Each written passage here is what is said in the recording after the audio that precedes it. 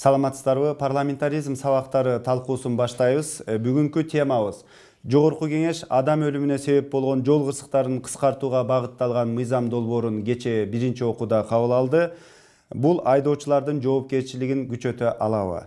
Талкууга демилгечи депутат Акылбек Жапаров, транспорт, коммуникация, архитектура жана курулуш боюнча комитеттин төрагасынын орун басары Махабат Мавлянова жана Ички иштер министрлигинин патрулдук милиция башкы башкармалыгынын жетекчисинин орун басары Иманалы Саркулов катышат. Кош келдиңиздер. Маегибизди баштаардан мурда парламенттин жыйындар залынан алынган кыскача тасмабыз бар, көрүп алсак.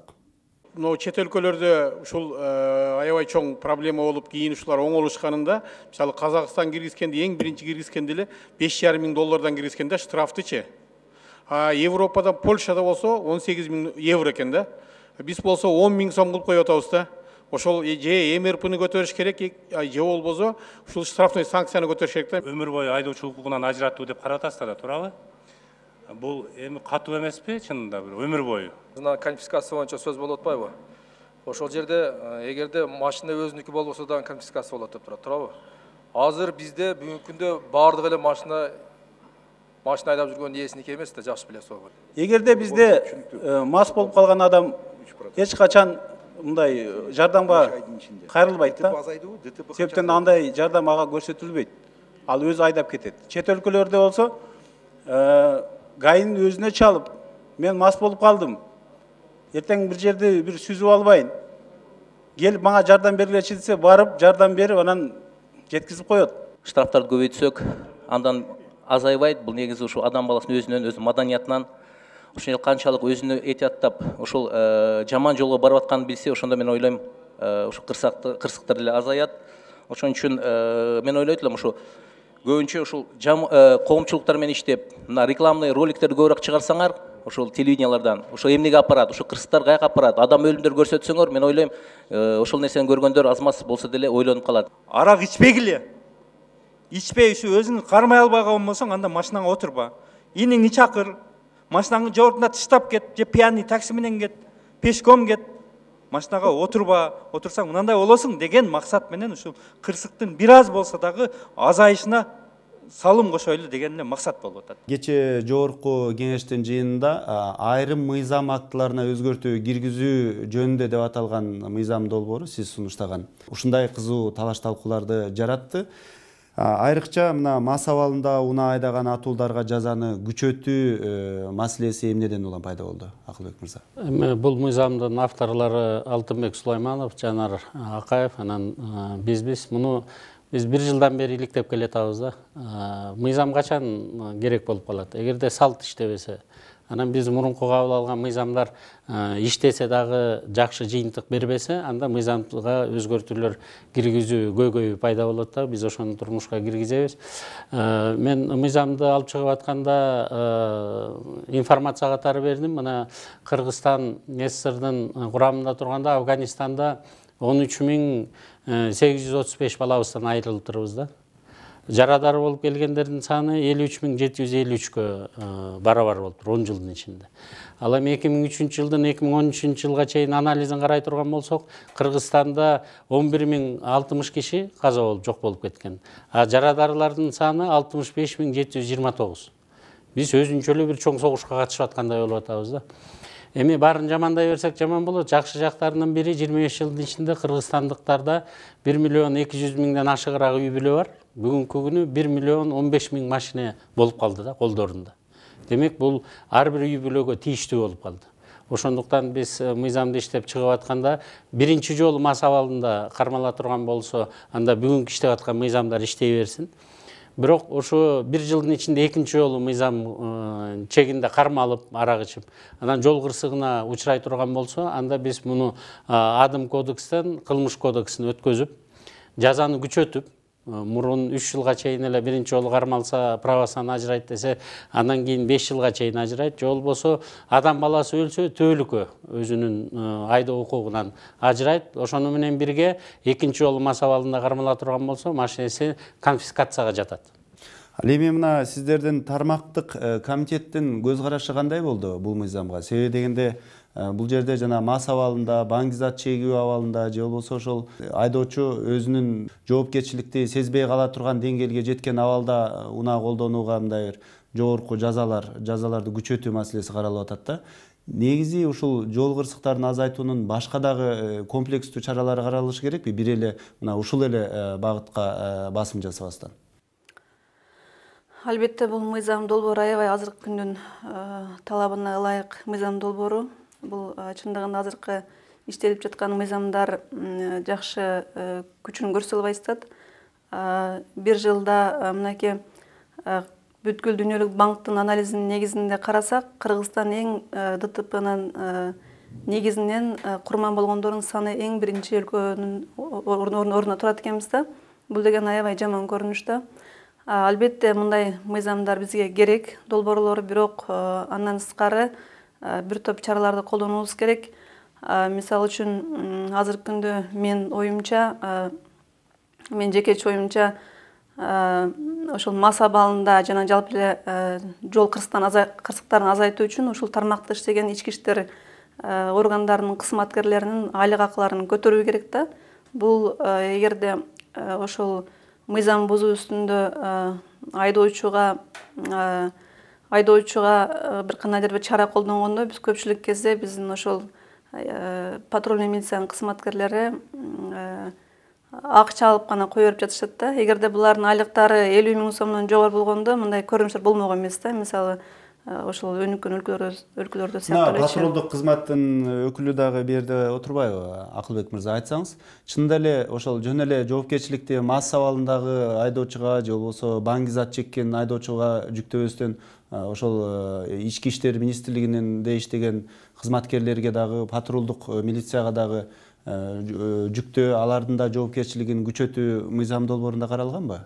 Ошондой норма барбы? Ошондой норманы дагы биз киргизип атабыз. Административный кодекске биз атайын ушу өзүнүн ыйгарым укуктарын туура эмес аткарган үчүн, тактап айтканда, мас абалындагы шопурларды кое бербеген үчүн деп атайын өзүнчө статья киргизип атабыз. Бул боюнча эгерде ошо мас абалында милиция кызматкери кармап кое бербейсе, андан кийин барып бир жол кырсыгына учурай турган болсо, кийин кылмыш иши козголуп сотто далилденсе, ошо убагында кое берилген деп. Азыр эми жаңы инновациялык мына техникалык жабдуулар пайда болду. Ар бир машинеде видеокамера бар, ар бир үй бүлөдө, ар бир кишинин колунда бирден телефондор бар. Ошондой доказательстволор менен боло турган болсо, анда биз ошо милиция кызматкерине 20 000 сом штраф салып, аны жумуштан таптакыр четтетүүнү сунуштап, бул дагы биз мыйзамга караштырып атабыз да. Жол кырсыктары маселеси курчуган сайын, ошол коомдо козголгон сайын, эң негизги биринчи баардык тараптын сындаган дареги бул сиздерге айтылат да. Бүт баардык тарап, депутаттар, саясатчылар, жөнөкөй адамдар бүт баары мына патрулдук милицияны сындайт биринчи кезекте. Эмне үчүн мисалы ушул сыяктуу айдоочулардын жоопкерчилигин күчөтүүгө багытталган мыйзамды сиздер демилгелеген жоксуздар?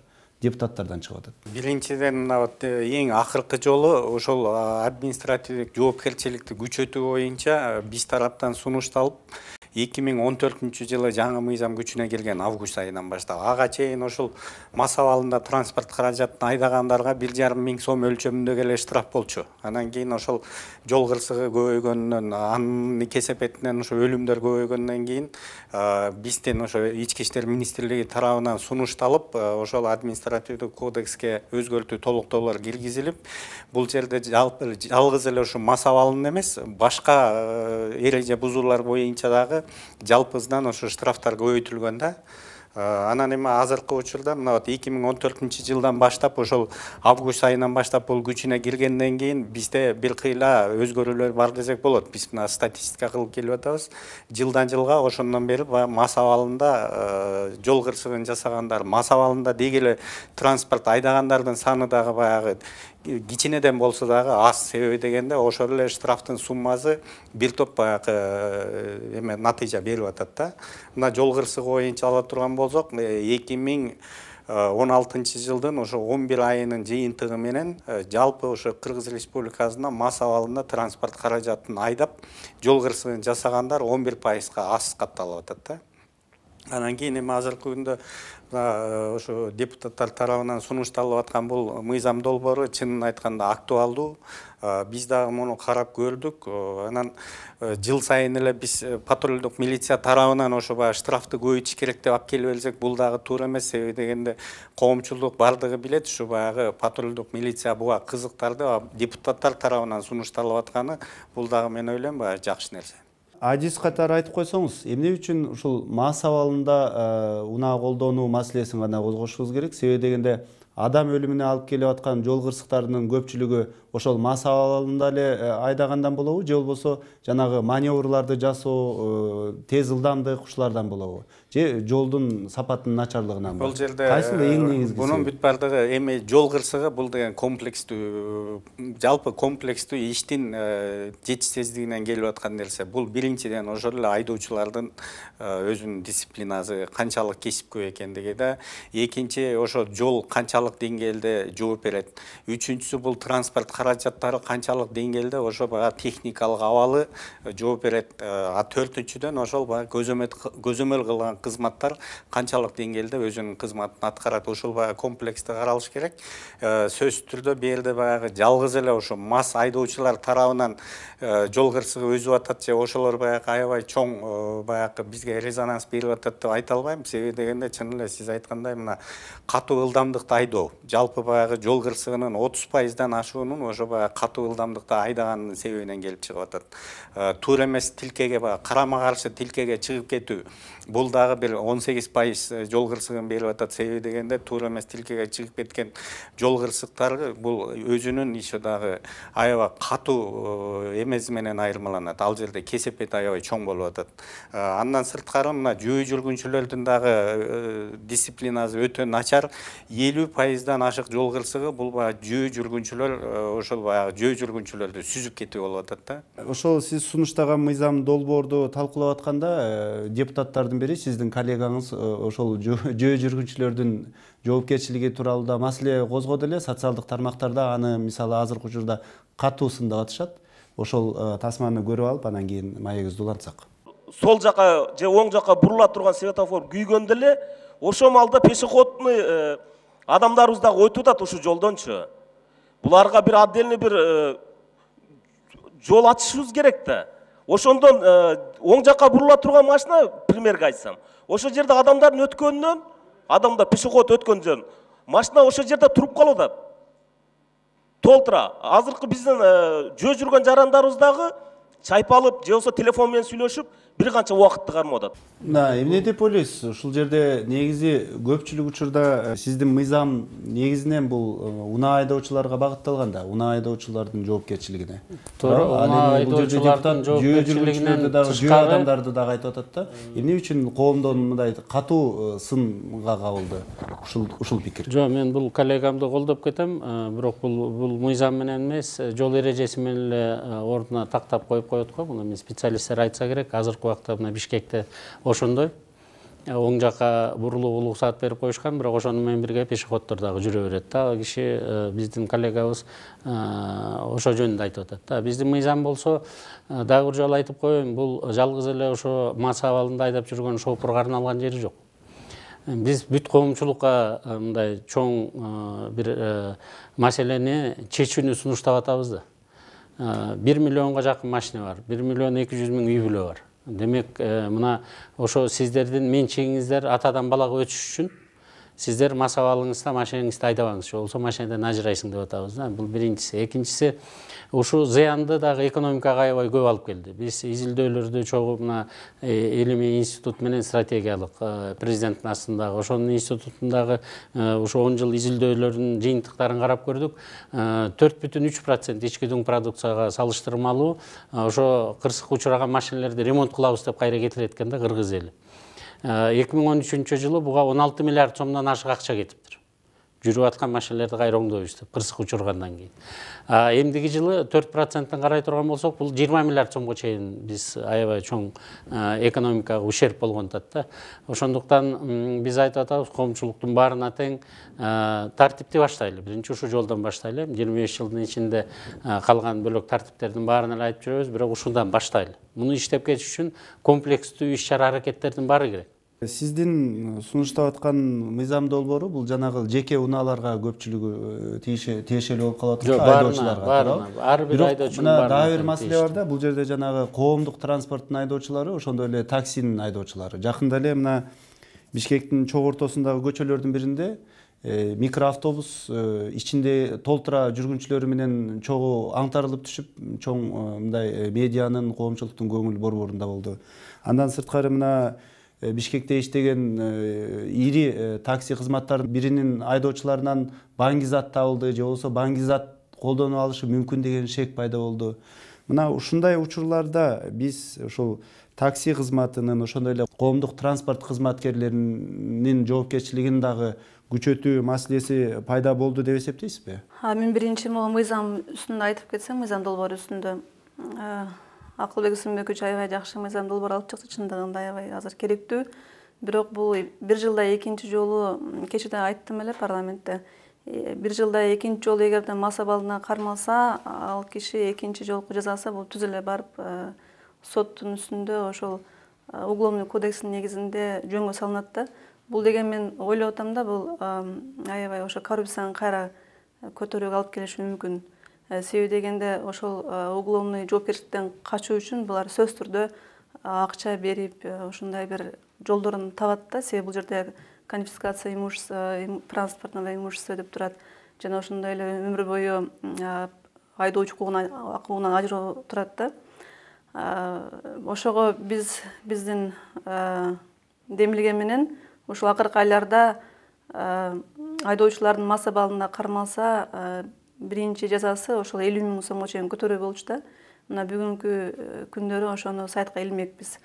Жана ошондой эле ошол патрулдук милициянын кызматкерлеринин кызыкчылыгын жана өзүнүн жоопкерчилигин аткарышын кызыктыруу үчүн аларга 10% жекече ошол кызматкерге берүү нормасын карап атабыз да.